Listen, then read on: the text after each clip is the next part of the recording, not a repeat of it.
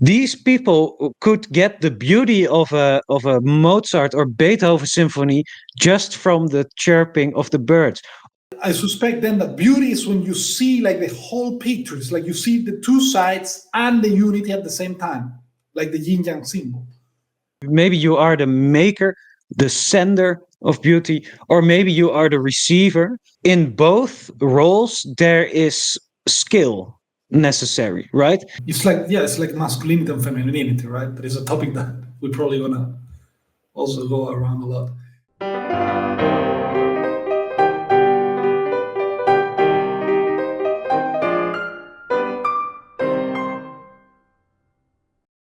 The phrase beauty is in the eye of the beholder, I take it as an objective statement in the sense that if I'm watching the sunset and I'm alone on the mountain and it's beautiful, I'm also beautiful in that moment.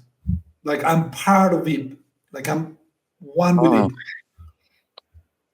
Yes, this points to a very good truth, because it's if you can experience beauty, you have to be beautiful yourself, right?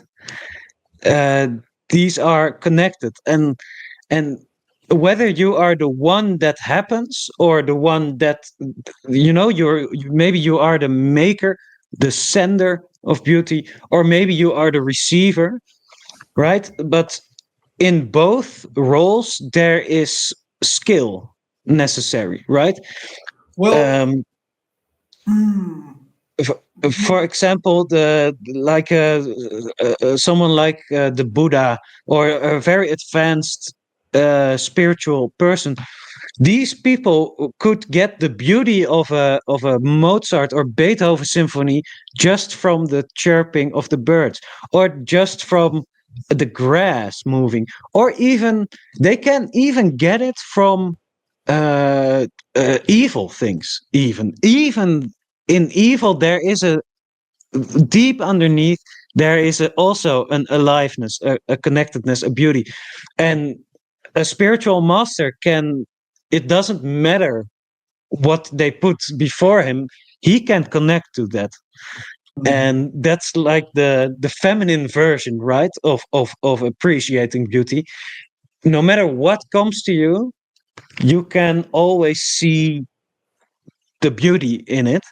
And the masculine version would be like, no matter how stupid the receiver is, or how poor your materials are, you can always send, you can always create something beautiful from seemingly nothing.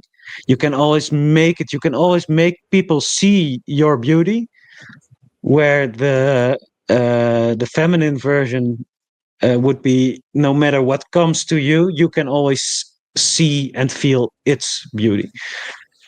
And both are equally difficult, equally important. The most beautiful is if a master sender and a master receiver is sent to each other, right? That's the most powerful. Oh, interesting, yeah. And in a way also, like, I mean, the master sender, as you putting it, and the master receiver, they also kind of interchange, right? Like that is like the master receiver, when he makes something, he also becomes a master sender, right? And vice versa. In the sense that in order to be able to make something beautiful, you also have to be able to perceive beauty in, at least in Yes, what you're making, right? Yeah. they're not truly separated, but they Right. are superficially. They, Yeah, you I get know, what I- you mean. Yeah. we shouldn't go, oh, it's all the same. Yeah. There is difference, but not at the ultimate level. Yeah, I get what you mean. Get what you mean. It's like, yeah, it's like masculinity and femininity, right? That is a topic that we're probably gonna also go around a lot.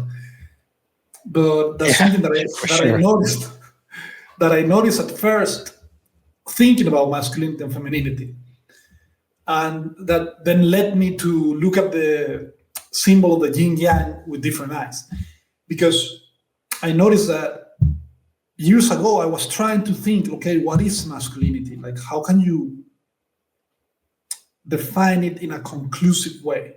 Like, how can you come with a definition that is complete, so to speak, or if you could, right?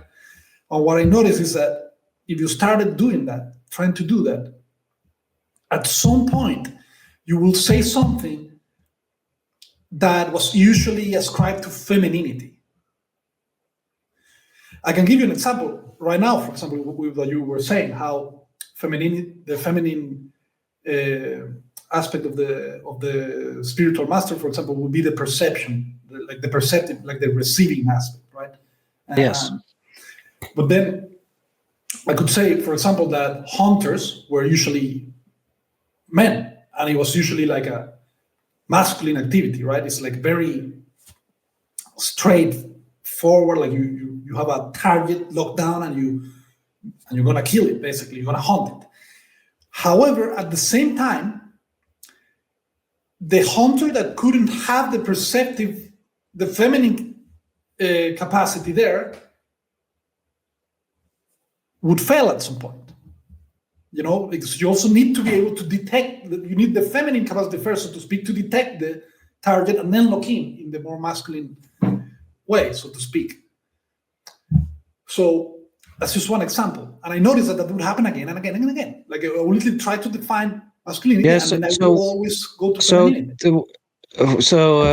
For the viewers, some more examples of the hunter, like he has to go outward, he has to throw his spear, he has to run after it. These are the masculine directed things, but he also has to he has to be perceptive about where the beasts live and how they generally behave and how they react to everything. You have to let it as much as possible in, because you can use those things to maybe make some food for the beasts, to let them go to sleep or whatever, or where they migrate to, or so it's that sort of stuff you have to let in.